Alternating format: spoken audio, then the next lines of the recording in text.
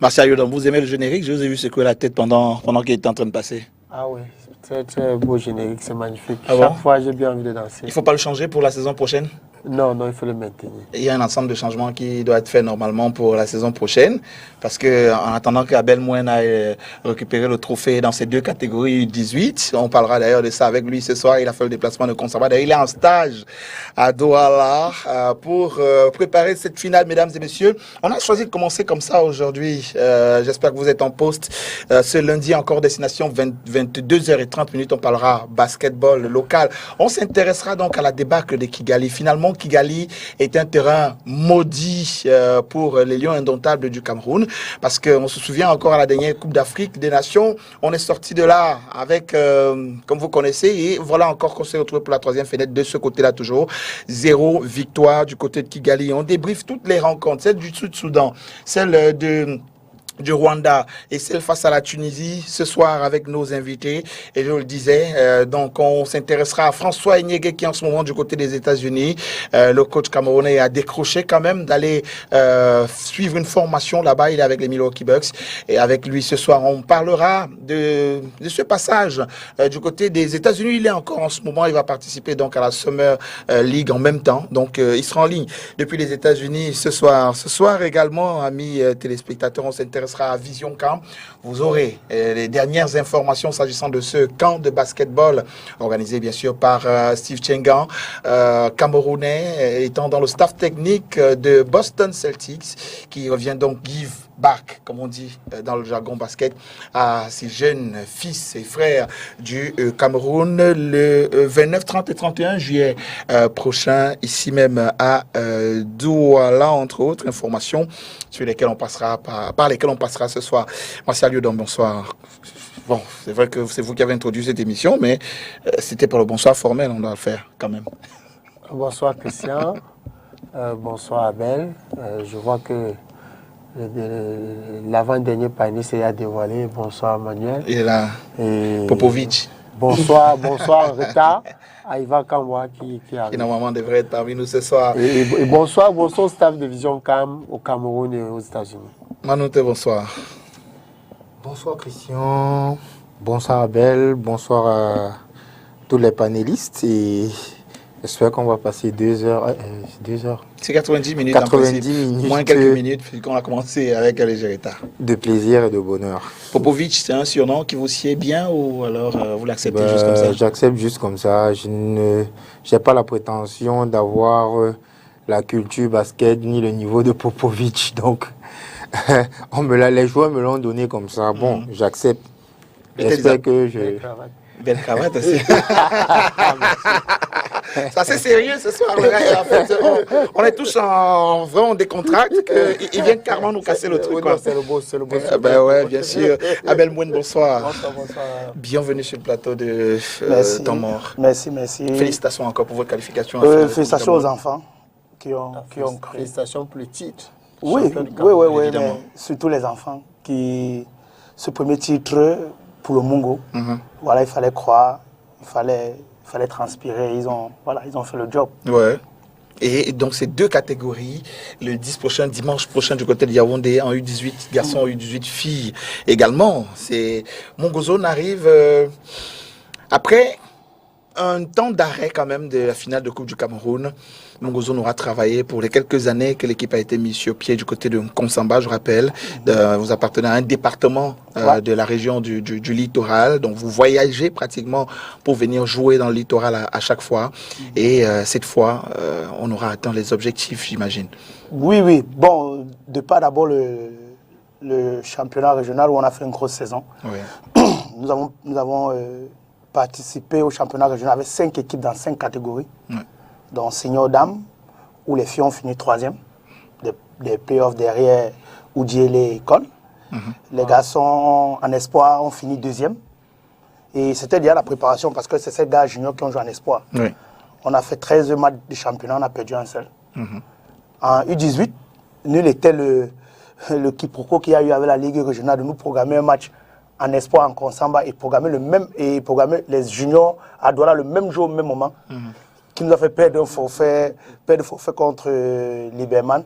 même le champion, même Ici à Douala. le U18, oui, parce qu'on a nos deux belles équipes, nos deux beaux concurrents qui étaient Vikings et Hope School. On les avait déjà battus dans ces playoffs. Donc, chez les filles, voilà, elles ont fini directement derrière Deido. Et c'était pas facile de mixer souvent les matchs seniors et juniors parce que ce sont les mêmes filles en fait. Donc, je suis pleinement satisfait de ces enfants. Vraiment, ils poussent à faire des sacrifices sans compter. Ils méritent. Voilà. On va revenir sur cette saison et particulièrement dans ce final. Autant de dire que la saison est terminée dans la région du littoral. Les finales régionales se sont jouées hier ici à Douala. On va peut-être regarder ce visuel qui nous montre les résultats des finales régionales ici à Douala. On va rappeler que 6 rencontres se sont jouées hier du côté de collège de la salle de Douala. LBL U10 en mixte a été face à la même équipe en mixte B en U10 carrément. Bon, c'était de l'exhibition, on va le dire ainsi. Une rencontre qui s'est soldée sur le score de 22 à 20 pour la mixte A. Et donc Deido Basket, ça devenait plus sérieux chez les U18 filles. Deido Basket était face à Douala 4e. Douala 4e là a emporté 49 à 38. NC3 Academy a affronté Delta Basket en espoir messieurs, 59 points à 53 pour Delta en dames, 75 à 57, c'est le score qui a sanctionné la finale Université de Douala, école de basket, et Vikings Basketball était face à Hope School en U18 garçons. L'une des plus belles rencontres d'après tous les observateurs hier, 61 à 64 serré jusqu'au bout. Et également cette finale qui aura tenu, une finale monsieur évidemment, qui aura tenu toutes ses promesses au collège de la Salle hier. C'est celle de école de basket face à NC3 Academy, 66 à 62. Manu, un championnat auquel votre équipe aura participé, Étoile Sportive, qui s'achève quand même, on a envie de dire, sur une belle note à travers le beau spectacle qu'il y a eu hier au collège de la Salle. Est-ce que pour vous, il y aurait eu pourcentage de moyenne d'ailleurs, s'il fallait noter cette saison au championnat du littoral? Pourcentage, s'il faut donner une note au championnat cette année, déjà il faut reconnaître, malgré tous les soubresauts qu'on a eu à rencontrer, la saison a quand même pu s'achever. Donc, contrairement aux précédentes saisons où on n'arrivait même pas au bout, cette saison arrivée au bout. Mais la gestion, je veux dire, c'est pas terrible. C'est pas terrible. Vous voyez le cas d'Abel, il y en a plein comme ça. Il y en a plein, c'est juste qu'on ne peut pas se mettre sur le plateau, on va passer des heures et des heures à parler de ce genre de cas. Donc la gestion n'est pas terrible. Donc s'il fallait donner une note, je dirais c'est assez médiocre. Je dirais du 8-9 sur 20. Parce que la saison est arrivée à terme. Mais en dehors de ça, ouais, on a eu une seule journée de réel de basket. C'était hier. Mais pourquoi est-ce qu'on ne peut pas multiplier ce genre de journée? Qu'est-ce qu'il faut pour que cela se répète, en fait? Parce que c'est ça qui fait progresser le basket. On est là tous les jours, on va essayer de faire des comparaisons entre le basket à Douala, le basket à Yaoundé. Mais ce genre de journée, ils en vivent quasiment ces mêmes journées, tous les jours. S'ils font 30 matchs, c'est 30 matchs comme c'est ceux qu'on a vus hier. C'est normal que quand ils arrivent dans une compétition, ils vont rencontrer des équipes de Douala qui ont moins de matchs de haut niveau et de haute intensité dans les jambes. La différence se fait très vite.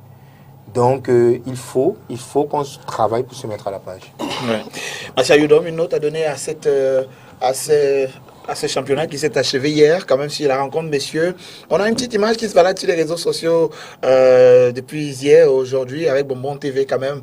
On pourra vous la montrer. C'est cette action de Thierry Félix Bokmis qui permet donc à cette équipe de l'école de revenir pratiquement au score et même de mener d'un point pendant que vous étiez en train de répondre. Peut-être à la région va nous la proposer. Il parle de journée de basket, il parle d'engagement. Cette action fait partie également de ce qu'on pourrait mettre à l'actif de l'engagement dont fait mention Manu. Oui, merci de m'inviter de donner la note. Non, je ne vous ai pas invité de donner la note. Je vous ai donné juste plus d'éléments pour pouvoir peut-être nous dire que la saison a été pas mal. Non. Je pense que assez répété depuis 7 ans. C'est brandir le visage de quelqu'un qui est fou. Donc je préfère... Faux ou fou? Fou. Donc, Vous ne voulez pas paraître fou? Oui, parce que je suis consultant de cette émission depuis 7 ans déjà, 6 ans par là. Et tout le monde connaît mon avis en ce qui concerne la Ligue. Maintenant, j'étais fier hier de voir une belle journée de basket. Plus intéressante avec les catégories jeunes. Parce qu'il y a eu des très beaux matchs dans les petites catégories. Et ce qui, je pense, a ravi la vedette aux seniors. Parce que c'est après le match des jeunes, le gymnase s'est vidé pratiquement à moitié. Wow. Donc, félicitations à tous les entraîneurs qui travaillent au quotidien pour ces jeunes, sans qu'il y ait une organisation en tant que telle. Il y a le BTC, il y a Mungo Zone qui pose des actions de son côté, il y a le DKC, il y a plein d'autres événements qui contribuent à ce que le niveau de notre basket ne soit pas perdu. Maintenant, on espère que d'ici peu, il y aura élection et qu'avec le nouveau bureau, les choses vont changer. C'est jamais là. Et finalement, la note, ce sera quoi? La note. On n'échappe pas à beaucoup de choses. Hein. Bon, la note sur la saison, je vais mettre 5. 5 sur 20? Oui, sur la saison. Mais pour la finale d'hier, je mettrai un 14. Bon. Pour la journée d'hier. D'accord. Ça fait quand même 20 sur 40. 19 sur 40. Non, ça fait 9 sur 40. Il y a un 14 plus 5. Oui, mais 14 plus 5. 14 plus 5, mais c'est 14 sur la journée d'hier. Mais oui, sur la saison, si on c'est faisait, 5. Si on fait l'ensemble sur ça 40, fait 19 sur 40, ça fait quand même 19 sur 40. Okay. On n'est pas loin. On n'est pas loin. Abel, bilan de la saison, c'est vrai que vous avez, à l'entame de cette émission, commencé un peu à nous dire par quoi vous êtes passé entre-temps, mais c'était pour dire que vous serez allé, Mungo Zone serait allé beaucoup plus loin qu'il n'est en ce moment. Bon, notre saison, nous on a déjà gagné, hein, de manière générale. On a même eu plus que ce qu'on aurait pu espérer, mais de manière un peu moins drastique que le grand frère. Ce sont ses habitudes. Hein. Voilà. Il y a des antécédents, ça ne nous concerne pas. Mais moi, je veux parler du fait que j'ai commencé en 2017, je suis en 2022, depuis 5 ans. Ce que je constate, c'est la meilleure saison. Il faut être honnête, que ce soit au niveau de ce qui a été fourni. Bon, maintenant, les habitudes, l'organisation, voilà, on ne va pas se cacher que c'est très compliqué. Question argent dans la Ligue régionale, ça finit toujours en bagarre, il n'y a pas de reçu. On paye, on ne sait pas si ça arrive ou ça doit arriver. Mais sur le jeu, je donnerais 11. Oui. Parce qu'on a eu beaucoup de matchs. Moi particulièrement, nous, on a fait 18 voyages cette saison. Ouais. Il y a eu beaucoup de matchs. Beaucoup. C'est déjà une chose. Mais maintenant, il faut réfléchir sur le chrono, il faut réfléchir sur les lieux où on joue, il faut réfléchir sur, bon, on va dire que sur les arbitres, mais aussi sur les arbitres et tout, parce que c'est tout ça qui fait en sorte que il y a le côté quantitatif qui a été là, mais le côté qualitatif traîne à venir parce qu'on ne met pas la bonne organisation pour que les acteurs s'expriment de manière gérée. Ça paye cash. Hein. Lorsqu'on va à la nationale, vraiment, on est déphasé. On se rend compte qu'ailleurs, c'est plus costaud. Il y a plus de maîtrise. Je me rappelle du match de demi-finale de coupe. Un moment, mes filles ont mené. J'ai demandé un temps, moi, ça m'a demandé, coach, on joue depuis 2 heures. Ils m'ont dit que non, regarde le temps. Elle n'était pas habituée. Ils étaient pressés de partir? Non, en fait, ça joue 10 minutes vraiment chrono arrêté. On n'a pas l'habitude. Au littoral, tu commences un match, l'équipe, sur l'autre stade, l'équipe commence, tu commences le match, ils sont à la mi-temps, tu finis avant eux. On a vu ça ici, pêle-mêle, on te fait juste 6 minutes et tout. Parce qu'il faut colmater les brèches, il faut. Donc c'est un peu ça, cette organisation est un peu bâclée.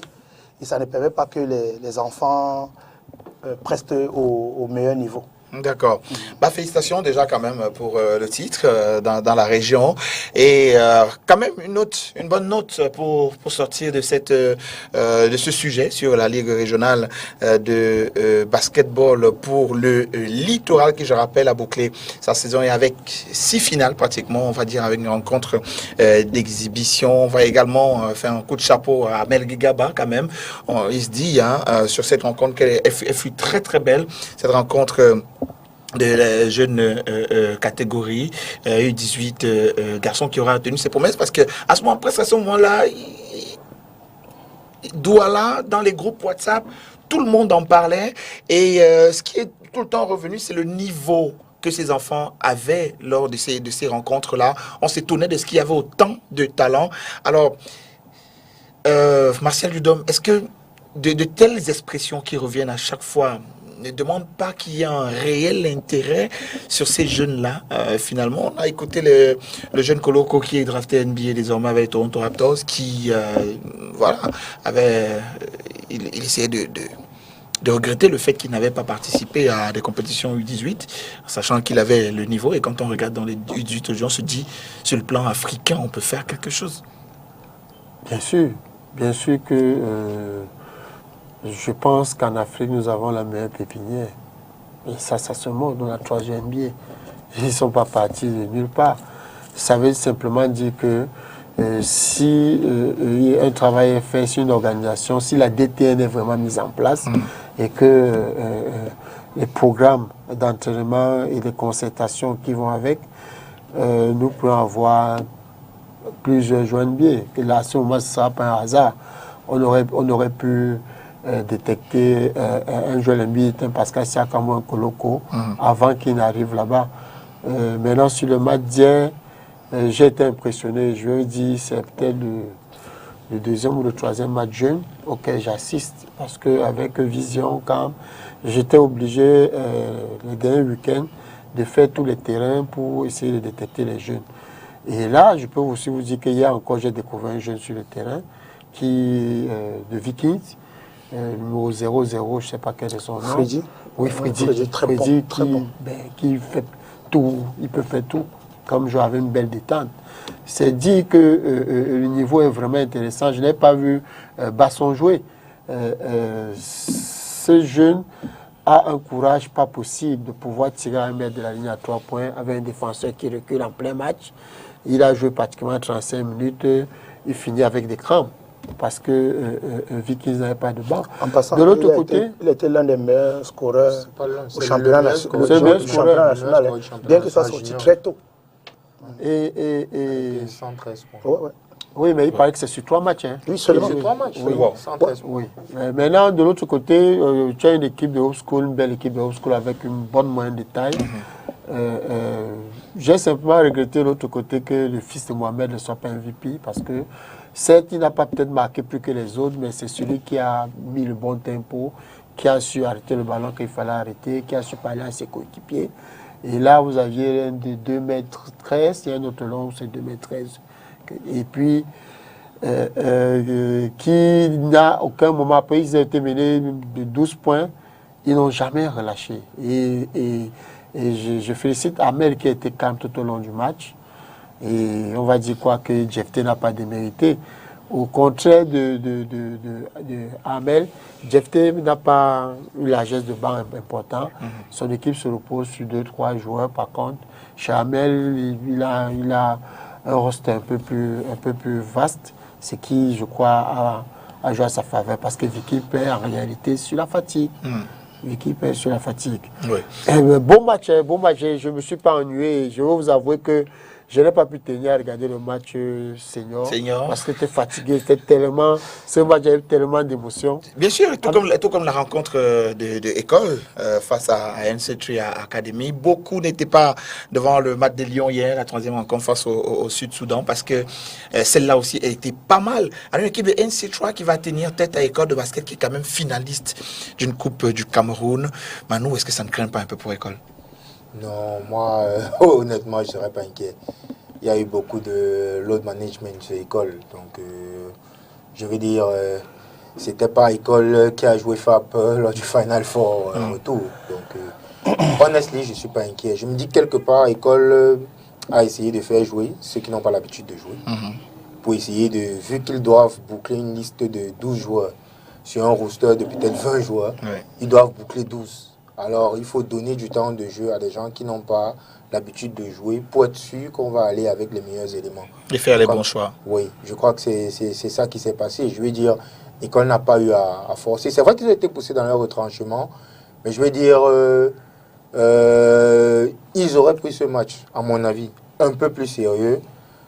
Ça aurait été moins compliqué pour eux. Pas que ça aurait été facile, mais ça aurait été moins compliqué. Donc, ils l'ont pas pris au sérieux, là, encore. Non, ça reste mon avis. Ça reste mon avis. Vu le nombre et le calibre de joueurs qui est absent, ouais, ça, ils n'ont pas perçu. Bon, après, on peut dire peut-être ils ont ménagé les joueurs pour la finale. Oui, c'est du load management. C'est de ça que je parle. C'est du load management. C'est normal. Je pense pas qu'ils ont... Et ça a donné à la fin un beau match. Ah, oui. Sinon, je crois qu'on allait quand même un peu s'ennuyer. Bon, un peu comme sur la rencontre d'hier avec le Sud-Soudan. On va y revenir carrément. Le temps pour nous de pouvoir nous intéresser aux Vision Camp. À Vision Camp. Maintenant, ce sera pour le 29, 30 et 31 juillet. Vous vous sentez très détendu quand on arrive à ce niveau? Parce que peut-être confiant au niveau de l'organisation qui avance à bon pas, apparemment. Oui, il faut avouer qu'on a pris un break après la diffusion de la liste des athlètes. Parce que c'est à ce moment que les gens se sont rendus compte qu'on était sérieux. Donc on était sous pression tout au long de la semaine. Inbox, on va dire comme ça, des coachs qui demandaient pourquoi ils n'ont pas eu des joueurs concernés par le camp. Donc il fallait faire comprendre à tout le monde le pourquoi. Et qui était certainement parce qu'on n'a pas pu aller dans le Grand Nord.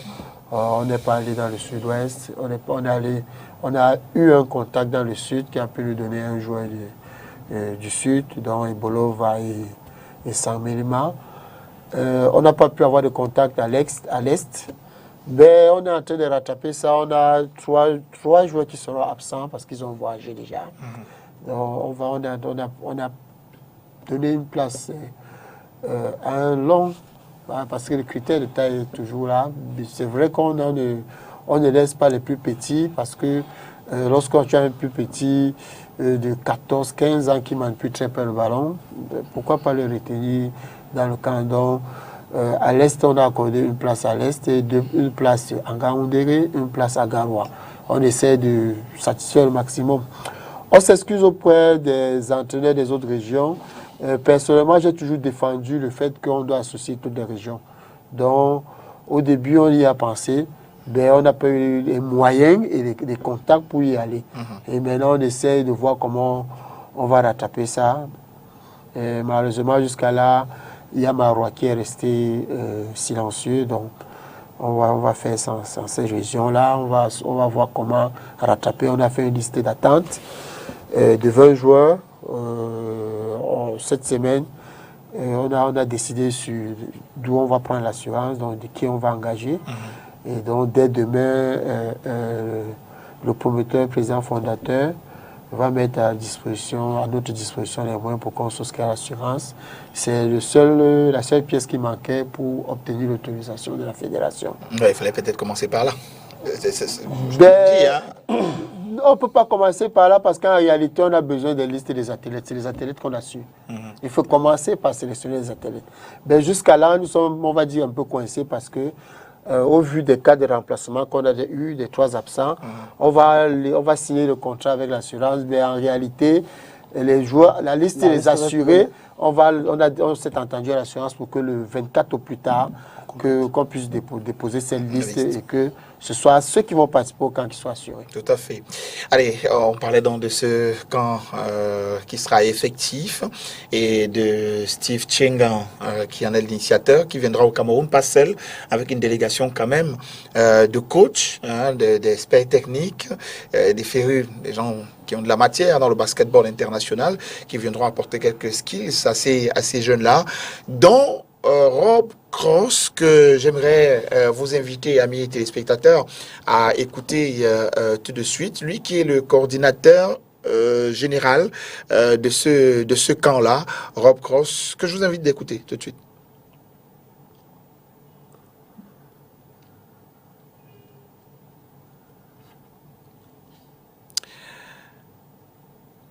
Et donc, on va peut-être...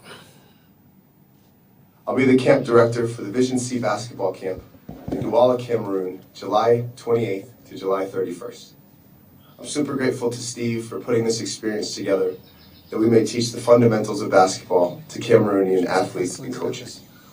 I first met Steve when we were at Vanderbilt, and we developed a relationship over many nights of working together as he pursued his dream of playing professional basketball. Basketball brought Steve to my homeland, and I'm so grateful that now it's bringing me back to his. I look forward to learning more about Cameroonian culture, cuisine, and customs, and learning as much from you as I hope to teach. Basketball has the power to bring people together from all over the world, and more than just teaching the fundamentals, we're going to use the game as a way to connect and learn more about each other. I look forward to getting to Cameroon, and I look forward to seeing you at the Vision C basketball camp. God bless. Have a wonderful day. Qui viendra apporter, apprendre du Cameroun aussi, d'après ce qu'il a dit, apporter également toute son expérience pour pouvoir développer ces jeunes. Mais c'est pas mal déjà, Manu, que des expertises étrangères puissent se déplacer pour venir apporter quelque chose à ces jeunes. Ça veut dire que c'est quand même assez intéressant ce qui se prépare pour le 29, le 30 et le 31 juillet au Cameroun. Ouais, ça rehausse un peu l'événement. Je veux dire, la présence de Steve déjà, c'est quelque chose qui devait permettre de faire rêver ces petits, parce qu'on dit il a joué au basket pro, il est coach de Boston Celtics, so il est comment on dit, c'est coach development skills, ouais, skills development. Donc rien que sa présence, ça devait faire rêver les petits, mais avoir un coach étranger qui est en plus coach d'une université de renom, Vanderbilt, c'est quelque chose d'assez exceptionnel, non pas seulement pour les jeunes, mais aussi pour les coachs qui vont participer au camp. Bon, on ne va pas dire que c'est quelque chose de nouveau, ça a déjà eu à être fait avec la présence de Mutombo, dernièrement quand Siakam était là, le coach des Toronto Raptors, il était déjà là. Donc ce n'est pas quelque chose qui est nouveau, mais c'est quelque chose qui est bien encouragé, et ça rend encore l'événement plus crédible et plus intéressant, que ce soit pour les joueurs que pour les coachs. Ils sont nombreux, hein, ces coachs-là qui vont arriver au Cameroun. Oui, c'est une forte délégation qui vient. Oui, c'est une forte délégation qui vient. En tout cas, on vous laisse le soin de découvrir cette délégation qui va arriver. Peut-être au fil des communications, vous allez dévoiler. Non, on ne va pas tout dévoiler. Oui, mais puisque Rob, on n'en a pas parlé la dernière fois. Oui. Aujourd'hui, on a Rob qui intervient pratiquement à l'émission aujourd'hui. Bon, on va dire qu'on a 8 personnes qui viennent. Voilà, on a dévoilé 8 et 2. Disons, on a dévoilé 2. Donc, disons 9 si on met Steve Tchenga. Il y a 8 personnes qui accompagnent Steve Tchenga. Mais on a dévoilé l'un des 8, à part Steve. Le coordinateur, on ne va pas dévoiler tout le monde. Je ne pense pas que nous, on ne va pas dévoiler tout le monde. Je l'ai entendu d'une récente émission qu'on va garder secret.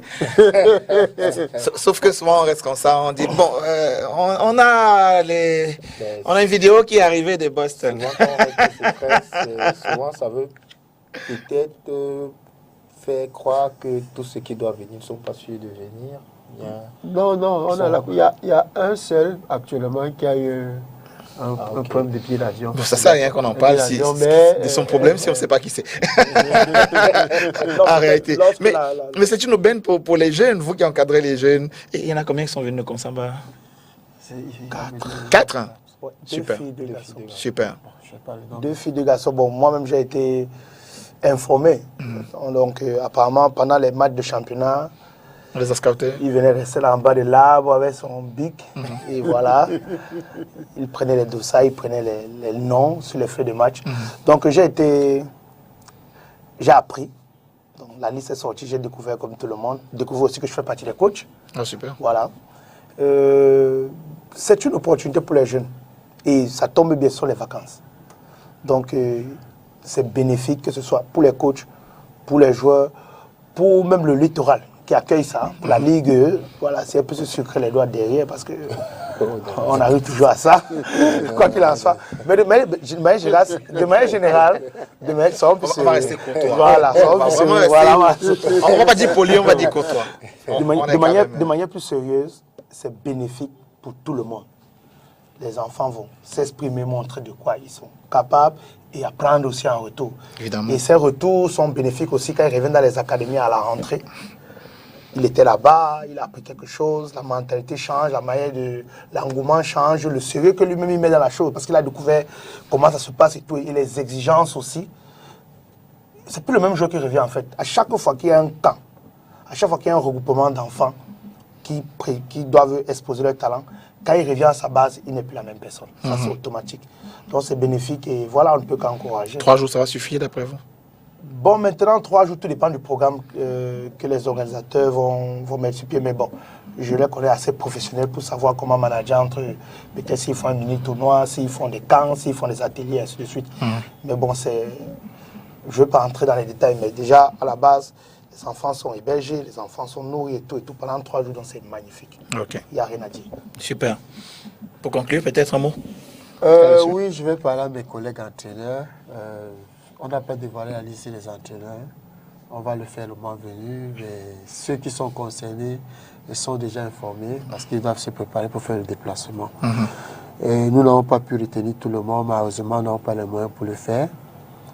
Mais tous ceux qui voudront venir apprendre, parce que le gymnase sera ouvert, nous avons loué suffisamment de chaises pour recevoir tout le monde. Et on va voir comment aménager un espace pour que si un coach a une question, un coach qui n'est pas directement concerné par le camp, a une question, que ce soit à Rob, que ce soit à Steve Tchenga, que ce soit possible. Donc on va organiser ça peut-être tous les soirs à l'hôtel. Et je dis à mes collègues que malheureusement, on ne peut pas satisfaire tout le monde. Moi-même, je découvre, je veux dire quoi, les responsabilités, parce que ce n'est pas facile de faire une sélection. Il y a ceux qu'on n'a pas pu informer lorsque nous sommes par exemple partis à Yaoundé, qui ont plein de jeunes. Il y a beaucoup qui n'ont pas pris au sérieux. Ben, on ne vous en veut pas. Nous allons nous battre pour que après cette première édition, que la seconde édition soit l'année prochaine. Parce que il y a beaucoup de contacts que nous sommes en train d'avoir et même certaines entreprises qui nous sollicitent. On va voir ce qui est possible, bien qu'il soit tard. Steve Tchenga a fait l'effort de réunir le minimum pour que le camp puisse s'éteindre. L'année prochaine, on va voir s'il est possible d'avoir un nombre un peu plus important, que ce soit un joueur, que ce soit un coach. Ben, on va simplement s'excuser de ne pas être capable de satisfaire tous les Camerounais des 10 régions. Ben, on a fait l'effort déjà, on a touché le maximum. Et on va dire quoi? On espère que l'année prochaine, comme j'ai dit, on va faire mieux. On est en train de noter toutes les remarques, toutes les observations pour l'année prochaine être encore meilleur, faire encore un meilleur camp. Évidemment. Déjà, celui-ci, c'est déjà pas mal qu'il soit là. Et donc, messieurs, on va vous permettre maintenant, avant de nous intéresser au lieu indomptable, de parler de la finale de Coupe du Cameroun qui s'annonce pour le 10 décembre. Qu'est-ce qui m'arrive? Pour le 10 juillet prochain. Qui s'annonce pour le 10 juillet prochain au Palais Polyvalent des Sports de Yaoundé. On est donc de retour après quelques années d'absence liées donc aux conditions sanitaires dans le monde. Le Cameroun s'est arrimé, la Fédération camerounaise de basketball avec pour limiter les dommages et tout est bien maintenant qui permettra à ce que cette équipe de la Fédération puisse organiser ces finales de Coupe du Cameroun. Abel Mouen, vous êtes prêts? En ce moment, vous êtes en stage dans la ville de Douala. Mongozone est en stage à Douala quelques jours avant de rallier Yaoundé. Oui, bon, ce qui est un peu compliqué, c'est qu'on ne va pas à un championnat. On va jouer un match. On va jouer un match contre une équipe. Ça fait 3 ans qu'on joue Falcons chaque année. Donc, on a joué au championnat national. On les a rencontrés 2 fois. Et on se retrouve encore face à cette belle équipe et difficile équipe à manœuvrer. Donc, on va rester positif pour ne pas mettre cette impression aux enfants. C'est un match. La plupart des enfants donc ensemble joueront pour la première fois sur le plancher. C'est une découverte et leur fait comprendre que c'est déjà gagné. Le fait même d'arriver déjà là-bas, de sentir la responsabilité de porter peut-être le nom de la région, c'est déjà gagné. Donc on ne va pas le mettre une certaine pression. Bon, mais maintenant sur le terrain, que ce soit chez les filles où on affronte une belle équipe d'Onyx avec des joueuses qui sont en élite déjà depuis quelques temps. Et certaines qui ont l'expérience de Coupe du Cameroun aussi. Contre les filles qui sont à 2 ans, 3 ans de basket. Et chez les garçons, on va jouer sans complexe. Et voilà, moi je n'ai aucune pression. Hein. La saison a été belle. Donc je ne la considère pas déjà comme achevée. Parce que ça ne va pas faire professionnel, mais on va s'amuser, on va prendre du plaisir. C'est que du bonus. Ouais, tranquille. Voilà. On va peut-être d'abord rendre public ce communiqué qui est déjà, disons, le public, mais bon, on le reçoit. Celui de la Fédération camerounaise de basketball qui confirme d'ailleurs ces finales de Coupe du Cameroun, édition 2022. Ces finales se joueront dans les installations du Palais Polyvalent des Sports de Yaoundé le dimanche 10 juillet 2022 selon un programme que je vous annonce tout de suite à 10h en U18 filles. Mongozone de Komsamba sera face à Onyx de Yaoundé. À 12h U18 garçons. Mongozone une fois de plus de Komsamba sera face à Falcons de Yaoundé. À 14h la rencontre senior dame commencera mettra aux prises face Overdose Upstation face à Université de Douala. Et dès 16h la rencontre senior école de basket de Douala face à FAP de Yaoundé. Donc à l'issue de la dernière finale, les trophées et les récompenses seront distribués à tous les acteurs méritants de la saison qui s'achève. Par ailleurs, une réunion technique des finales se tiendra le samedi 9 juillet en 2 temps à partir de 15h30 pour les 4 équipes juniors et à 16h30 pour les 4 équipes seniors dans la salle de conférence du Palais Polyvalent des Sports. Et il sera donc question pour les finalistes de déposer leur fiche d'engagement ainsi que leur licence sportive de la saison en cours. Bien vouloir donc apporter avec vous un maillot de ces filles, c'est important. De ces finales, autant pour moi. Et en outre, l'Africa Basket procédera au test Covid-19 qui reste en vigueur évidemment à tous les 15 acteurs par équipe qui auront droit à la zone 1. Joueurs et encadreurs devront donc être assis sur les bancs d'équipe. Seuls les résultats de ces tests valideront les fiches d'engagement déposées en réunion technique.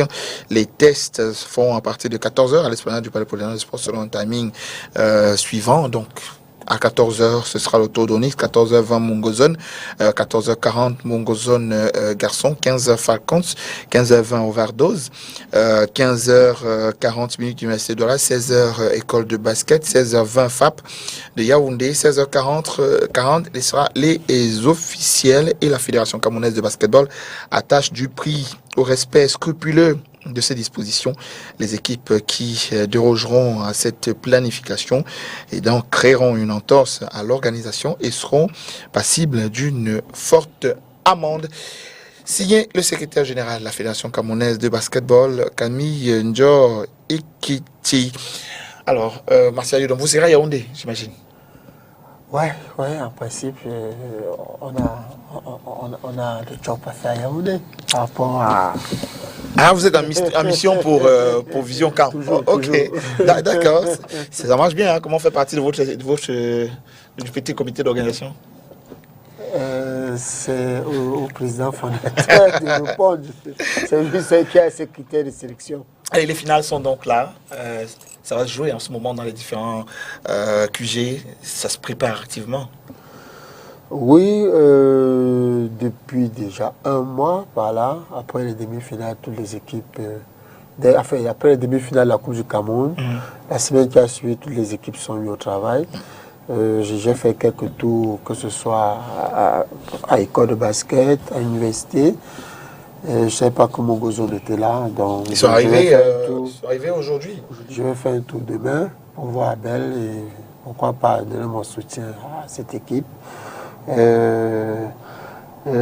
Yaoundé, certainement, ils sont encore même en compétition, ils jouent tous les week-ends, donc ça peut peut-être être un avantage pour eux. C'est vrai qu'on a essayé de rattraper avec les finales régionales qui se sont jouées ce week-end. Malheureusement, Mungo Zone n'était pas concerné. Mais je pense que ça va être difficile pour les équipes du littoral, mais pas impossible. Et les équipes du littoral sont, je dis, prêtes. On a le désavantage de jouer au Palais des Sports, parce que les équipes de Yaoundé, de temps en temps, font ce parquet. C'est bien dommage que nous ne puissions pas exploiter notre Japoma au Lomusport, qui sera certainement bientôt à notre disposition. Mais je pense qu'on va faire avoir de très beaux matchs. Parce que déjà, quand on regarde les scores au niveau de la régionale, et on regarde les scores au championnat, que ce soit au championnat national, que ce soit en élite, on a une finale des garçons, école FAP, qui s'est toujours jouée à 2-3 points, maximum 4 points dans 2 possessions. Chez les filles, encore, c'est pareil, avec Overdose, c'est demi-finale ici, à Douala avec Udieli, ça s'est joué à aussi 2 possessions. Chez les juniors, au championnat national, c'est vrai que Mungo va un peu avec un avantage, mais c'est sans négliger le facteur du domicile. Sans négliger le facteur du domicile. Et maintenant, Onyx chez les dames est bien parti pour gagner. Mais il faut faire attention à Mungo. Onyx a une très grande expérience. Ils ont, je l'ai dit pour moi, la meilleure équipe jeune. Je ne sais pas comment Abel a fait. Vous avez gagné Onyx? Non, nous avons gagné Falcons et Jumento. Ok, ben Onyx, honnêtement, une très belle équipe qui déjà, avec des petites jeunes, avec des jeunes qui avaient dérangé UDLC et même gagné au Final Four aller. Donc, Abel a du pain sur la planche en ce qui concerne son madame. Mais je pense chez les juniors, si NJA est dans un bon jour, Non, elle est prête. je pense que la différence va se faire. Il arrive même pas à le canaliser, il est prêt. Il est chaud bouillant. Alors, Mungo Zone, 2 équipes, en U18, garçons et filles. C'est-à-dire qu'il faut considérer maintenant tout cet engagement de cette équipe-là qui vient d'un département de la région à pouvoir imposer 2 équipes pratiquement à la finale d'une Coupe du Cameroun. Il faut la considérer davantage, selon vous? En fait, ce qu'il faut saluer beaucoup plus, c'est le courage, la motivation et l'engouement que le promoteur a eu. Parce que c'est difficile. On a tous vécu les débuts de Mungo Zone. Je fais partie de ceux qui sont allés à Konsamba pour jouer des matchs, pas parce que forcément ça devait me servir à moi, mais plus pour encourager le projet. C'était très difficile. Alors, il fallait beaucoup de ténacité pour pouvoir arriver aux résultats qui sont. Et c'est pas, moi ça ne me surprend pas. Vous savez, quand vous avez un groupe qui vit bien ensemble, sur la durée, il y a de grandes chances que vous obteniez de meilleurs résultats que quand vous faites des compiles de joueurs qui viennent de partout. En fait, ils jouent en équipe. Mungo Zone, c'est pas un joueur, c'est pas 2 joueurs, c'est toute l'équipe. Ils mangent ensemble, ils sortent ensemble, ils vont à l'école ensemble, ils vivent ensemble, c'est un groupe. Dames comme garçons, c'est un groupe. Vous avez vu ce qui est écrit sur son t-shirt? Le langage de la famille. Ça veut dire que tous, en Mungo, se considèrent comme des frères. Alors c'est plus facile pour des frères de se battre sur le terrain que pour des coéquipiers. Parce qu'ils ne sont plus des coéquipiers, ils sont des frères. Donc en fait, c'est tout ce travail en arrière-plan, background, qu'il faut saluer. Donc, dire que est-ce qu'il faut les prendre au sérieux? Moi, je les prenais au sérieux depuis. Maintenant, on voit, ça sont les résultats. Mais la face cachée de l'iceberg, beaucoup ne savent pas. Et c'est ça que je respecte, c'est ça que je salue. Et j'encourage mon frère Abel de ne pas abandonner, parce que le plus dur, c'est pas de produire ces résultats, c'est de se maintenir sur la durée. Finir à la tête du podium, finir numéro 1, serait une belle consécration finalement. Ouais, c'est tout ce qu'on lui souhaite. Ça sera pas facile, mais ce sera une happy end. Et c'est ce qu'on lui souhaite. Bien sûr. Oui, je voudrais ajouter qu'on a vu Abel venir, on ne savait pas où il partait. Nous avons cru comme les autres responsables d'équipe, que c'était un feu de paille et que du jour au lendemain, le projet devait s'éteindre. Vu que ça demandait beaucoup d'investissement, il fallait se déplacer à chaque week-end. Quand il y a programmation, venir avec plusieurs équipes. Tous les coups tordus qu'il a eu, que ce soit dans le littoral, que ce soit dans le Mungo, parce qu'il faut le dire, il a tenu vraiment fort. Je pense que aujourd'hui, il est un lion, il est arrivé, il était un lionceau, il est devenu un lion. Abel a commencé le basket, je pense qu'il venait du foot, il ne connaissait rien au basket. Ben, aujourd'hui, il est champion du Cameroun. Et il n'y a que Mourinho qui a fait ça. Et on va penser aujourd'hui que c'est notre Mourinho. Et je vais vous dire, l'un des critères au camp, c'était de prendre les coachs qui sont actifs sur le terrain. Et ben, on a fait une exception pour Abel, au vu de son bras grand, son engagement, pour qu'il vienne davantage apprendre.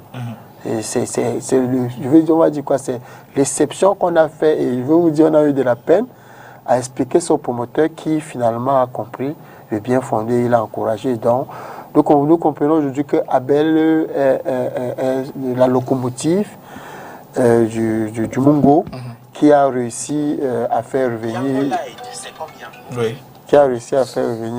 le père Ignacio Moacho. Et aujourd'hui, nous avons deux équipes, deux académies, deux centres de formation dans la ville. Abel a fait des camps de basket. Il a là Yaoundé, il a lui-même organisé les camps. Il a varié les coachs. Il est à féliciter.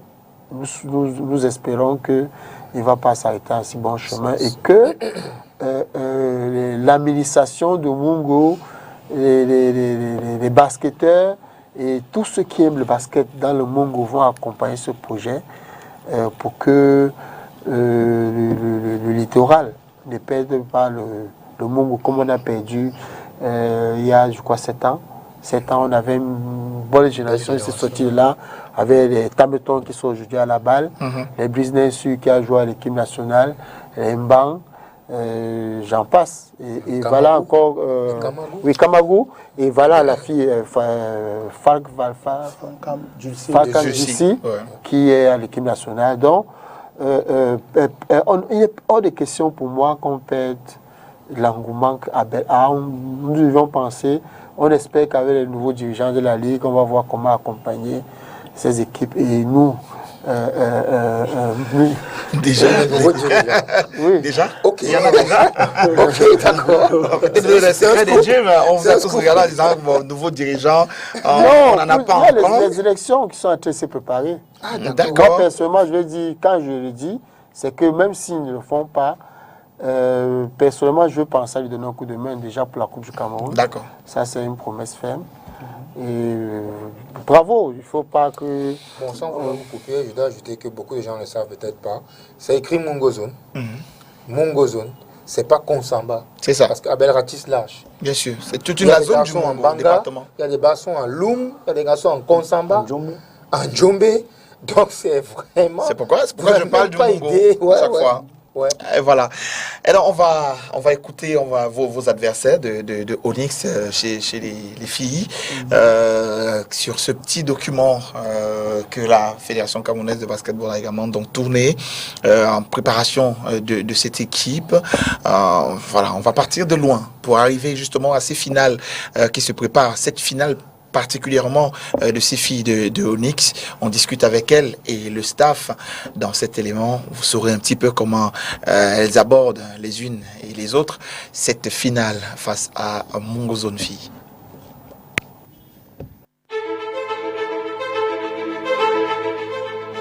Déjà, nous sommes très heureuses, mon équipe et moi, d'avoir pu remporter ce titre avec la catégorie U18.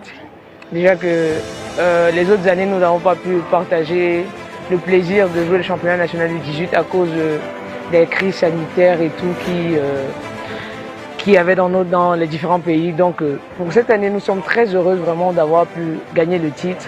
On était en famille, on va dire. Et puis tout s'est bien passé dans de bonnes conditions et on s'est amusé, c'est le plus important. C'était mon premier championnat national et mon équipe a gagné. C'était un peu bizarre puisque ce n'était pas ma catégorie, mais je me suis battue pour essayer de jouer comme les filles dont c'est leur catégorie. En tant que championne, je suis d'abord fière de moi parce que j'ai pu atteindre mes objectifs. Et je suis heureuse de dire que je suis championne. Déjà, je veux revenir sur la première question qui parlait de l'échec de Fusée il y a quelques années au championnat national à Garoua, je me rappelle bien. Et la défaite en finale de Coupe du Cameroun contre Tchapi. Déjà, ce que je veux dire aux gens, c'est que ce n'était pas un échec pour moi. Parce que dans le développement des joueurs, il y a des paliers à franchir. J'avais une jeune équipe inexpérimentée qui a réussi à être vice-championne du Cameroun. Donc, au-delà du trophée qu'on n'a pas pu soulever, c'était une grande victoire pour nous. Cette équipe, l'année d'après, a réussi encore à réitérer l'exploit d'arriver en finale de la Coupe du Cameroun. Donc, jusque-là, toujours des victoires. Et je rappelle qu'à chaque fin d'année, Fusée s'est vu délester de 2 ou 3 joueuses majeures qui ont dû aller dans d'autres équipes pour des besoins personnels à elles. C'était parfois rejoindre le championnat élite, vu que Fusée ne peut pas avoir encore financé une équipe élite, ou alors continuer leur progression dans d'autres clubs. Donc, moi personnellement, de mon parcours avec mes académies et mes académiciennes, je n'ai jamais eu de défaite, parce qu'on a toujours atteint les objectifs que nous nous étions fixés. Bon, c'est vrai, cette année, on a réussi à avoir la cerise sur le gâteau, avec le titre de championne du Cameroun. Après plusieurs années de formation, des joueuses arrivées à maturité qui ont prouvé qu'au niveau national, elles sont les meilleures. Pour moi, c'était plus ça la satisfaction. Après, le trophée, bien entendu, on ne va pas le refuser. C'est prestigieux de gagner un titre de champion du Cameroun. C'est l'accomplissement de beaucoup d'années de travail et de dur labeur.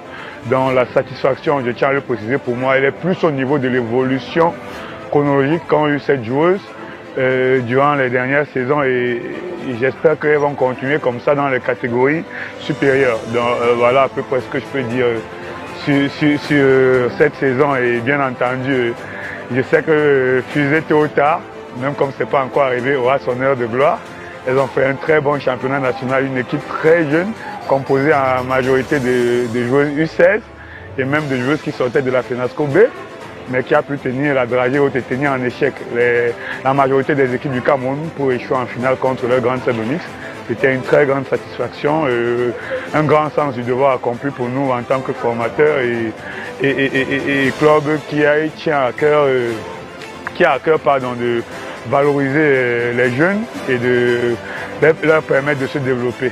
C'est bien, c'est good job. Bravo. Merci, allez, on ramasse. C'est bien. Bon, on avait envie de crier de joie dans toute la foire des Bolova. On avait vraiment envie de le faire, mais bon, on était avec le coach Florent et tout. Il devait parler aux deux équipes, l'équipe qui a gagné et l'équipe qui a perdu, vu que ce sont toutes deux ces formations. Donc on n'a pas eu le temps de gibuler en équipe et tout autour du terrain, mais on était toutes heureuses. On était très festives, d'humeur très festive. Et puis bah, on était animés de joie. Stressée. Parce que je viens représenter toute ma famille aussi. Donc je ne dois pas mouiller le maillot, si je peux dire ça comme ça. Personnellement, j'ai pas d'attente venant de moi-même parce que je devais dire que j'ai rien à prouver. Je joue honnêtement à mon niveau, au niveau de mon équipe. J'applique ce que mon coach me dit, j'applique les consignes d'équipe et puis c'est la seule chose que je vais appliquer à cette finale de Coupe du Cameroun. M'amuser, faire jouer les plus jeunes de notre équipe. Quand je dis les plus jeunes, je parle des filles qui sont surclassées en U18. Donc c'est honnêtement ça pour moi la finale de la Coupe du Cameroun. Une deuxième parce que ce serait une deuxième expérience pour moi. Finale de Coupe du Cameroun. Et puis je vais juste m'amuser. Par rapport à notre adversaire Mungozone, on les a déjà joués à Ibolova. On sait comment elles jouent, on sait sur quoi est-ce qu'elles portent le plus leur jeu. Et puis vas-y, elles ont une équipe assez grande, une moyenne de taille assez grande comparée à la nôtre et tout. Donc on va pas dire que ce sera trop difficile vu qu'on les a déjà joués, on a eu le temps d'analyser leur jeu et tout. Donc on va juste enlever le match sur leur point fort. C'est pas savoir ce qu'on fait.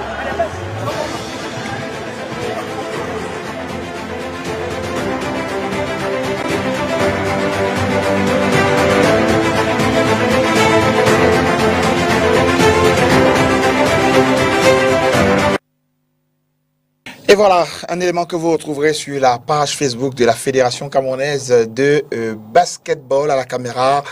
Elango et au montage, pareillement. Toute cette semaine jusqu'à dimanche, vous retrouverez un ensemble d'éléments comme ça sur la page Facebook de la Fédération et notamment cet élément sur Mongozone également qui arrive. Il sera plus ou moins pareil. Dans tous les cas, on essaiera de mettre chaque équipe finaliste en lumière pour que vous sachiez un petit peu comment les unes et les autres se préparent pour cette finale de Coupe du Cameroun. Et donc, Onyx est prêt, hein? On l'a entendu, Abel. Ouais. C'est une très bonne équipe, mais moi j'ai une analyse un peu systémique de la chose en fait. Tu peux pas comparer une fille qui a 2 ans de basket avec une qui en a 5, par exemple. Et le nombre de matchs aussi, surtout chez les filles, le nombre de matchs aussi est très important. C'est une très bonne équipe. C'est l'équipe la plus mature en catégorie U18 parce qu'il y avait beaucoup de joueuses qui jouent déjà à l'élite depuis 2 saisons, 3. Donc voilà.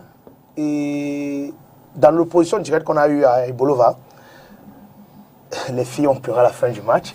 Je me rappelle, le coach Balé est venu, mais vous pleurez pourquoi? Vous vous êtes battus et tout et tout. Donc on va rester dans cette dynamique. Nos filles progressent bien, mieux même que ce que mes collaborateurs et moi auraient pu imaginer. Donc on va bien se préparer, on va huiler ce que nous on sait faire et s'arranger à bien faire ce qu'on a fait. Bon, on va pas dire qu'on est défaitiste, mais bon, on va prendre ce match au sérieux. Les filles vont mouiller le maillot et voilà. Oui. Ça sera au sol, comme on dit. Je vous souhaite beaucoup de courage pour la suite. Pardon? C'est quoi ça? Non, du tout. C'est une blague. Alors, on tente de joindre en ce moment le coach François Enyege depuis les États-Unis. On vous l'annonçait en début de cette émission qu'il est en stage en ce moment dans le staff technique de Milwaukee Bucks, cette équipe de NBA. Donc, c'est tout un programme qui a été mis en place après la balle, évidemment. À la suite de ce programme balle, vous vous souvenez que dans cette balle, il y a eu c'était Elevate, il y a eu la balle Elevate, voilà, qui a permis donc aux jeunes des académies, évidemment, de pouvoir monter un petit peu en grade également. Chaque équipe, parmi les 16, avait un joueur qui venait de l'académie. Et ça s'est poursuivi donc avec les coachs qui sont en ce moment, qui ont été sélectionnés, pas tous, certains d'entre eux, et envoyés dans ces équipes-là qui fonctionnent en NBA et pouvoir donc continuer à affûter leurs armes. De quoi, évidemment, leur apporter encore plus d'espérance. En même temps, peut-être on va regarder ces images de François Enyege. On tente de le joindre en ce moment. Il sort d'une réunion, voilà. De l'autre côté là, et c'est déjà pas mal, coach Manou, que au niveau, à ce niveau-là, qu'on puisse commencer à intégrer maintenant les coachs pris localement et les amener dans ces grandes équipes. Ouais, écoutez, la NBA, quand ils veulent faire leurs affaires, ils le font bien. Écoutez, c'est pas parce qu'ils veulent trop nous aider, c'est que pour améliorer la qualité du spectacle, il faudrait des coachs qui essayent d'adopter leur philosophie de jeu à eux. Ouais. Alors, ils vous prennent et ils essayent de vous donner quelques tips que vous puissiez mieux... les matchs puissent être plus agréables à voir, en fait. C'est pour un meilleur coach, c'est pas parce qu'ils nous aiment trop. C'est une façon pour eux de rehausser le niveau de la compète qu'ils parrainent. Voilà, mais c'est pas mal déjà quand même. Non, du tout, de pouvoir les intégrer à ce niveau-là. Du tout. Je me demandais, moi, quelque part, je savais que ça allait arriver. Je savais que ça allait arriver parce que avec la pléthore de scouts qui arrivaient dès la première édition et ensuite le ball elevate et tout ce que ça a apporté comme satisfaction, je savais que la suite logique, les coachs devaient être impliqués et durant justement toute la balle, il y avait une série de cliniques des cliniques de coach, pratiquement tous les 2 jours, chaque matinée, où il y avait un coach NBA qui venait exposer un thème. Certains le faisaient par visio, mais la plupart c'était en présentiel. Donc je savais qu'à un moment... Pour ceux qui étaient là. Oui, pour ceux qui étaient là. Donc je savais qu'à un moment, ça allait de soi, que ce genre d'opportunité devait se présenter. Et ce n'est qu'encourageant. Dommage, ça aurait été bien si on pouvait prendre la paire de coachs. Ça aurait été encore mieux, mais... c'est déjà pas mal de commencer par un. Ben, c'est un bon début. C'est un bon début pour les entraîneurs.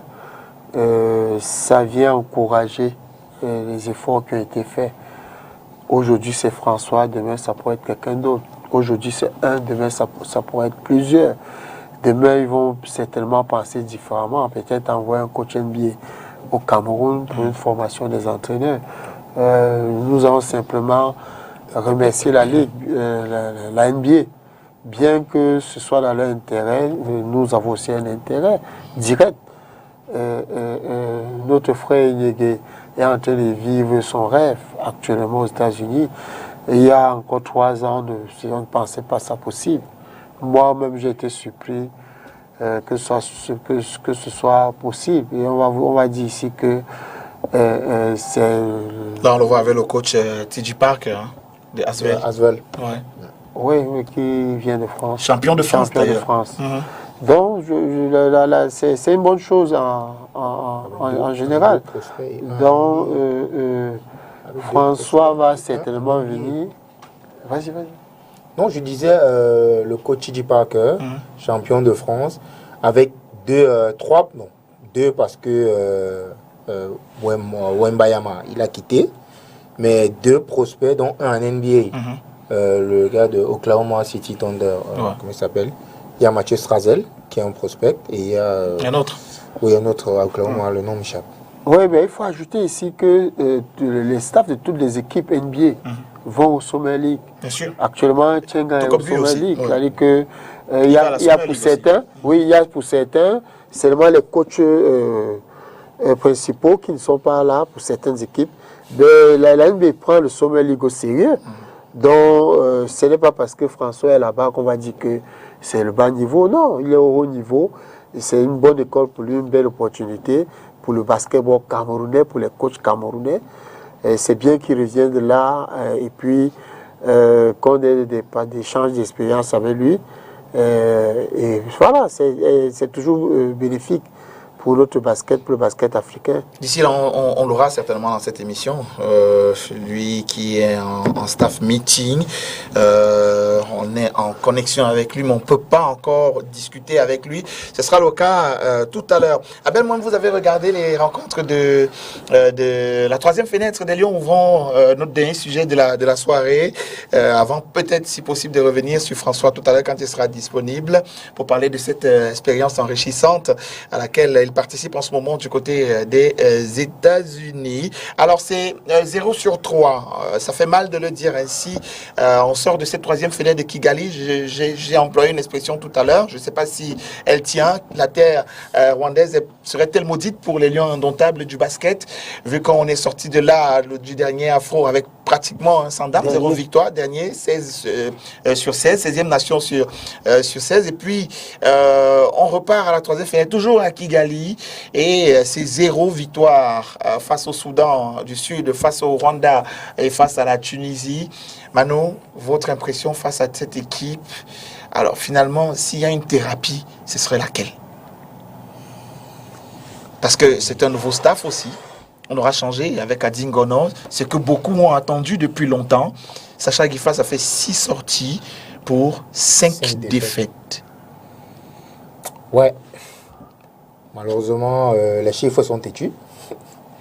Donc, 6 sorties, 5 défaites, ça fait quand même tâche. Je veux dire, ils sont ensemble depuis février. Nous sommes en juillet. Oui. Ça fait 3 mois. 6 mois. Ouais, 6 mois. Non, je dis 5. Non, 6 mois. 6 mois. 6 mois, on va dire, il ne connaît pas encore bien l'équipe. On va se cacher derrière le fait qu'il ne maîtrise pas encore bien l'équipe. C'est peut-être vrai. Non, c'est sûrement vrai, vu les différents entrants qu'il nous a proposés sur les 3 matchs. On sent qu'il est en train de se chercher. Mais non, les gens qui disaient Adingono doit partir, c'est lui qui pourrit l'équipe. Aujourd'hui, ils sont en train de dire mieux peut-être Adingono. Vous savez, retournement de veste. Ouais, parce qu'on veut gagner en fait. On est une génération, je vais dire, un peu spontanée. On veut gagner là tout de suite. On ne peut pas, c'est pas la magie. Ok, le Sud-Soudan, on les a vus venir. Ils ont préparé. C'est le même groupe. C'est pratiquement le même staff, à l'exception du coach qui a changé. C'est le même groupe, c'est le même staff, c'est le même président. Ils prennent du temps. Mais non, nous, ce qu'on veut, c'est aller appeler les joueurs, faire une compile de joueurs et venir gagner. On ne peut pas. Ne nous mentons pas. Ce n'est pas la faute des joueurs. Les joueurs ne sont pas mauvais. Mais est-ce qu'ils ont assez de vécu ensemble? Première question. Vous pensez qu'au bout de 6 mois de vécu, vous pouvez taper une équipe de Tunisie qui fait plus de 10 ans ensemble? 10 ans de haut niveau. Non. Le Sud-Soudan, aujourd'hui, on les voit. Ils sont jeunes. Mais d'où viennent-ils? Des sélections jeunes. Ils ont fait combien de temps en jeu? Je veux dire, là, on n'est même pas encore en train de parler des aspects basket, de la formation. On parle encore du vécu, de la vision. Mais non, s'il faut parler du jeu en lui-même, premier constat, c'est que nous sommes d'une maladresse notoire. C'est ça. Il dit notoire. Il est inadmissible qu'une équipe qui prétend vouloir aller à la Coupe du Monde shoot à 29% de moyenne pendant 3 matchs. Il dit toutes les équipes shootent mieux que nous. Il dit sans prendre aucun aspect. S'il faut aller au lancer, c'est la même chose. Les shooters qui sont équipes, rappelant que le shoot est l'élément fondamental qui assure une victoire. Le basket, à chaque fois que c'est c'est un validé. sport d'adresse. Alors si tu es maladroit, tu ne peux pas gagner. Mais je vous dis, on tire à 29%. Contre la Tunisie, on a tiré à 34%. Contre le Rwanda, 29%. Contre le Soudan, 29%. C'est minable pour une équipe qui prétend aller en Coupe du Monde. Mais non, est-ce que ces joueurs sont vraiment maladroits? Ou est-ce qu'on ne les met pas dans les meilleures conditions pour trouver de bons tirs? C'est autant de questions qu'il faut se poser. Il venait de passer 10 jours de stage à Kigali et on se rend quand même compte, sur le plan de conditions, que la Fédération camerounaise de basketball, depuis quelque temps quand même, a fait ce qu'il faut pour pouvoir mettre ces joueurs dans les meilleures conditions possibles. On a au fil du temps donc du staff qui s'ajoute dans cette équipe pour pouvoir manager, à l'occurrence donc un team manager qui est là, qui parvient donc à mener cette équipe. Les moments de stage, on a pris l'habitude sur ce plateau souvent de dire ouais c'était trop court. On a passé du temps à Kigali, ils sont allés depuis un bon bout de temps, on passé une bonne dizaine de jours en stage avant les 3 jours de rencontre. Mais est-ce que cela n'aurait pas pu quand même faire déceler 2-3 automatismes entre les joueurs? Je ne vais pas être long, mais je suis désolé. On fait 2 semaines. Oui, la FEDA a fait des efforts. Ok, mais il y en a qui font 1 mois de stage. Des équipes meilleures que nous. On va parler de moyens. Mais si tu ne peux pas avoir l'argent de la moto et tu veux acheter la Bentley, arrêtons de rêver. Si on a les moyens pour faire 2 semaines de stage, acceptons les résultats issus des 2 semaines de stage. Et c'est bon. Parce que là, vous parlez de vécu. Notre jeu est 90% statique. On tourne en rond. La Tunisie nous tape avec une dépense de zone. On passe le temps à tourner en rond comme le handball. Et après, qu'est-ce qu'on fait? On shoot. Pourtant, on est maladroit.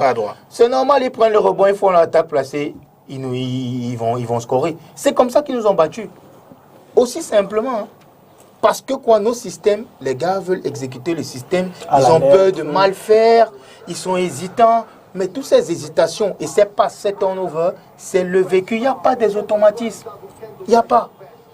Maintenant, allez-y. Terminé. Allez-y. Le Rwanda, on perd contre le Rwanda. Il y a des chiffres qui ne manquent pas.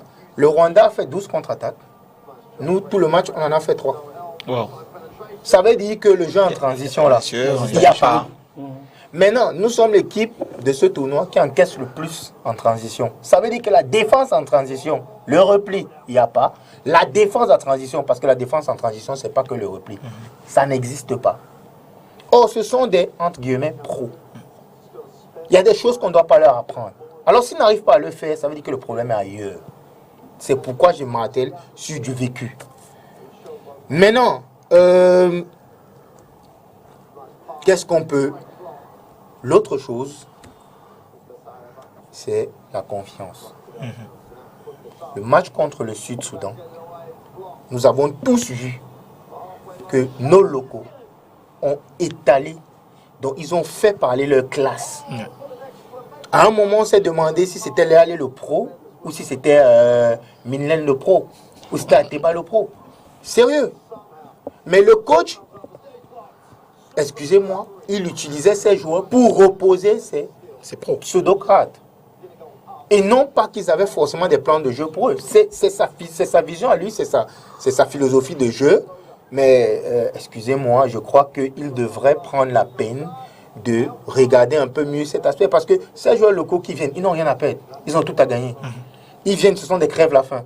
Mais ces pros qui viennent, ils viennent jouer, faire valoir leur statut de pro.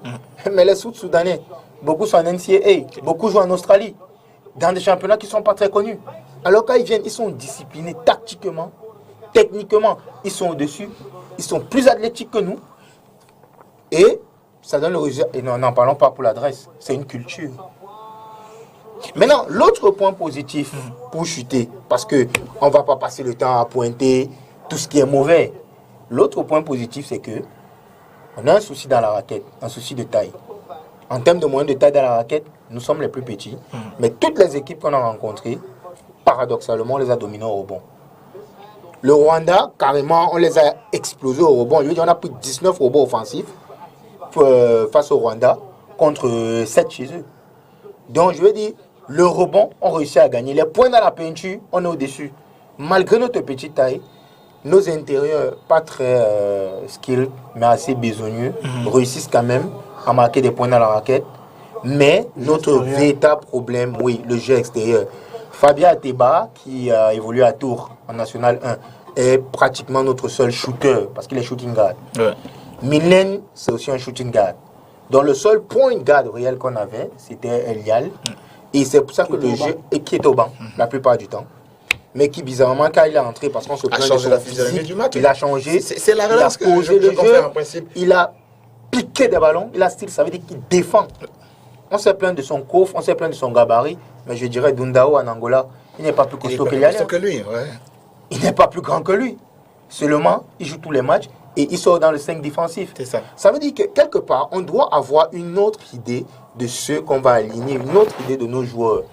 Et ça ne part pas que au niveau du coach Kifa. Ça part du pays. Il faut qu'on arrête avec les stéréotypes. C'est ça. Je vais rebondir sur cette question justement, Martial Yudom. On aura sous-estimé les joueurs locaux de cette équipe. Alors, l'une des rares fois, on a quand même eu deux, au moins, dans ce staff-là.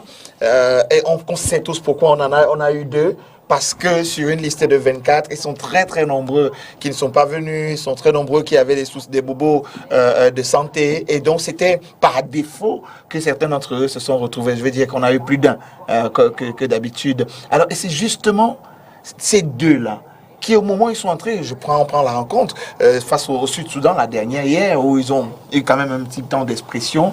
Ils ont montré de quoi ils étaient capables. Est-ce qu'on aura eu tort? Est-ce que Sacha Difa aura eu tort de sous-estimer ces deux-là? Je vais employer l'expression, on ne sait pas si c'était ce qui s'est passé dans sa tête, mais ça ressemblait pourtant à ça. Moi, on peut dire qu'il a tort. En même temps, on va dire qu'il ne maîtrise pas l'environnement africain, il ne maîtrise pas le pays. Il a vu la balle. Il a vu la balle. Ah, ça? Il a vu la balle, mais il ne connaît pas les réalités locales. Il a fait le choix, certainement, de s'appuyer sur ce qu'il connaît, les joueurs qu'il vit au quotidien. En France? Oui. Ouais. Parce que quand tu regardes la balle à la télé et vois un joueur que tu vois presque tous les week-ends jouer, c'est différent. Et puis, la dernière fois, je disais que c'était un risque. C'était un risque de reconstruire. Malheureusement, on ne fait pas le choix de reconstruire. Mais c'est ce qui est en train de se passer. On est en train de bricoler. On essaie de gagner en reconstruisant. Ça fait parce que la dernière fois, je me souviens sur le plateau. C'est pas la vision. Parce qu'en réalité, moi, je vais rien en vouloir au coach, honnêtement. C'est vrai qu'il y a 2 ou 3 questions sur lesquelles on peut revenir sur les choix, mais on ne peut pas l'en vouloir parce qu'il n'a pas, Vous avez parlé de 14 jours de stage. On va vous parler de 14 mois en face de stage. C'est-à-dire que les gars sont ensemble depuis plus de 2 ans, depuis plus de 3 ans. Les gars s'entraînent tous les jours. Les gars ont les conditions maximales d'entraînement. Nous sommes en train de bricoler avec le peu de moyens que le ministère met à notre disposition. Nous, on a toujours pensé, comme par le passé, qu'il fallait partir pour un stage local. Un stage local où on pouvait retenir, je ne sais pas, 15 joueurs à l'issue de la belle saison que nous avons eue et associer à ça peut-être 1 joueur par poste, ça nous fait peut-être 5 joueurs qu'on va opposer aux professionnels qui vont venir. Parce que moi, j'ai l'impression qu'une fois qu'on a payé les billets à un professionnel, on ne peut plus le couper. Et c'est ça le problème. Il faut qu'on prenne le courage de, comme on dit, ça se joue au sol, que ça se fasse au sol. C'est-à-dire que une que semaine... les gens méritent leur place. Oui, bien sûr. On arrête... Comme on disait dans un autre vestiaire, personne n'a son titre foncier ici. Sinon, comment expliquer que vous avez un gars qui est dans le All Defensive Team? Et vous n'arrivez pas à Il est au l'utiliser. banc qu'on a besoin de défense. Je voulais arriver un peu à cet aspect. Je voulais appuyer dessus pour dire... bon, le Camerounais, que ce soit dans les forums, on a eu tout le monde critique, on a eu, voilà. On a cette habitude et quand tu critiques, on veut légitimer la personne qui critique, ainsi de suite. Mais il ne faut pas être sorcier pour constater que on avait un problème de limite technique au niveau de nos arrières. Techniquement, c'était limité. J'ai vu le meneur remonter le ballon à 1 contre 1, on s'est fait chipper le ballon à la médiane, seul. Ouais. Mais c'est arrivé plusieurs fois. Oui. Ça, c'est arrivé plusieurs fois. Des professionnels. Donc, voilà. Ce ne sont Donc, pas ça veut des dire... meneurs, Mais il y a pas de meneurs de maintenant, métier. quand vous revenez, vous dites Ce sont professionnel. des gardes. Quand vous dites professionnel, vous ne pouvez pas citer, parmi nos arrières, s'ils sont 5, s'ils sont 7, 4 qui jouent en première division. Il n'y en a pas. On a les gars qui jouent en 2e division, qui ne sont même pas peut-être titulaires, qui ont des moyennes de 8 points par saison, 7 points, et vous voulez gagner. Mais maintenant, revenons un peu plus loin. Je causais avec quelqu'un qui me disait, qui parlait du Rwanda. Depuis 3 ou 4 ans, sur la scène du basketball africain, le Rwanda s'impose. Oui. Pas les organisations. À la balle, ils font jouer leur U23, les trucs. Ils sont dans un processus. Et après, quand ils vont gagner, on va dire que c'est la magie. Ce n'est pas la magie. En fait, nous, on n'a rien préparé. Et aujourd'hui, on veut reconstruire. On prend un joueur ici, on prend un joueur ici. On mélange. Non, ça ne peut pas se passer comme ça. Il n'y a rien qui est structuré. Et ce n'est pas la faute de la fédération qui essaye. C'est notre environnement. On n'a pas su anticiper sur la construction. Parce que les constructions, on les anticipe. On sait que sur 4 ans, 5 ans, un joueur aura tel nombre d'années. Il va falloir. Donc, on est dans cette reconstruction. On doit apprendre. On doit apprendre de ce genre de défaites, de ce genre de débâcle. Le Rwanda n'est pas une terre maudite pour nous. On a fini 4e à la balle. Ce n'est pas une terre maudite, voilà. Donc, non, l'équipe nationale du Cameroun. Bon, oui, on a perdu, mais On a gagné le Rwanda à domicile à la balle. Donc, c'est l'équipe nationale de la balle. Voilà, donc changeons juste notre manière de voir les choses. Et il faut travailler. Parce que sans jeu extérieur, sans adresse à 3 points de nos jours, gagner un match de basketball, c'est très compliqué. Mais vous avez relevé carrément ce que les joueurs eux-mêmes ont relevé. On va peut-être regarder cet extrait de conférence de presse du côté de la régie où le coach Aboya, Fred, s'est retrouvé la dernière conférence de presse de cette équipe lors de la 3e rencontre face au Sud-Soudan. Il était avec Paul Ebois.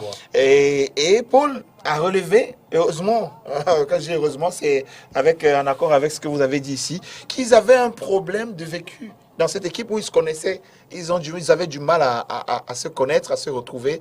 Ils avaient peut-être besoin de plus de temps. Je propose qu'on regarde cet extrait de conférence de presse et peut-être pour les écouter, hein, véritablement, le coach Aboya était avec Paul Ebois. After this game. Such great feelings and so proud of the guys, but I must start by congratulate the South Sudanese team. We saw that there are a lot of work that have been done over there. They're definitely growing. They've been the best team in our group, so congratulations to them. as far as us are concerned, I think that today was probably the best spectacle that we gave. We play hard, we play together, we stuck with it. The result was not what we expected, but we fought. So I'm really proud of our guys. The energy and the effort that they gave, and I'm looking forward for the next round. Paul, what did you miss during this game? I feel like I come with the right approach for the game, and then it's not just about me. It's about the team. We are the new group. We are the everybody that didn't know each other very well. So we need time to work together. We need time to know each other together, and then be in the same page, because we are not in the same page right now. So we can see the first two games, every game, we can see the difference, because we grow as a team from each other games. So it's not just about me. I feel like everybody in the team put on the floor everything they got. So it's not just about the individuals. Okay, coach. Now, what will be the plan for the following rounds? Hard work works. I think we got to keep at it. We got to keep working hard. And we have the full support of our federation, because our federation, every competition, they step their game up. They put us in better conditions to perform. We will keep trusting them so they can give us the platform, give us the tools, and give us everything we need to be well prepared for the next round. Paul, it will be my last question. What do you think do you have to improve as a team? As a team, we just have to play together, know each other, together, execute, do whatever the coach says, and then be in the same page. I just feel like we just need more time to grow together, because we got a lot of talent in this team, and then we just have to be patient, because it's the first time a lot of the guys in this team play together.